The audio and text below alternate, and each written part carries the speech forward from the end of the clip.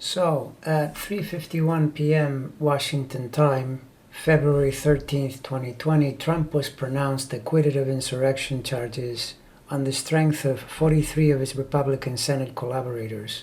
7 of them did join the Democrats, but the still 10 more needed to convict him did not materialize.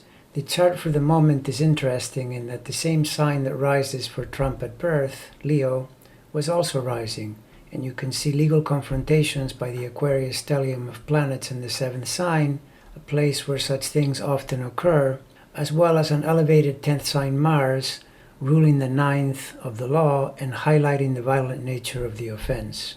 The tightest and most significant aspect is the Saturn-Uranus square, signifying the forces of government in Saturn at odds with the rebellion in Uranus, which in this case is a good symbol for Trump. You could choose any one of the planets in its deranged, low-level manifestation and you would get one or another aspect of Trump's degenerate personality. But in this instance, Uranus, as the seditious rebel, does fit rather well. Now you might say Trump won this battle since Uranus is elevated, but don't be too sure because Saturn is in its own sign, Aquarius, and notice that it is about to complete the square, signifying the government isn't finished with him yet, and in fact, this square is due to happen 2 more times, once near the summer solstice, and then the final time right after the winter solstice. So I'm betting his dealings with the government as a force of law, Saturn in the 7th in Aquarius, is likely to be a rather indigestible pickle for the orange menace in 2021. As for the snapshot in this chart fitting into Trump's chart, you can see that the Aquarius planets clustering in his 7th sign both describe the situation that just happened, as well as the continued battles in this domain, since Saturn's connection to Uranus is a year away from completing, and Venus will soon square Mars. These look to me like upcoming legal attacks on his 10th house career status.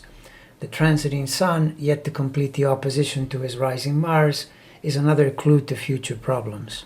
Beyond that, look at Pluto parked in direct opposition to his 10th house ruler, and note that this continues for the rest of the year as well, and Eris is squaring Saturn the whole time too. Venus is his career ruler, so this qualifies as a powerful erosion to his career objectives. And finally, and probably worst of all, the Moon-Neptune conjunction squaring his Sun, and especially his Moon from the 8th, which is the worst place for it to be, a house where aside from matters of debt, insurance and taxes, you can find all kinds of calamities, including death itself. If you ever despair about Trump's so-called Teflon ability to sidestep punishment, remind yourself that the main or perhaps only reason is because he is supported and protected by like-minded Republicans who seem to believe the future of the party lies in autocracy instead of democracy. To which I say, we'll see about that. They can cry about the 74 million that were with them in November, but I'm with the 81 million that will fight them tooth and nail.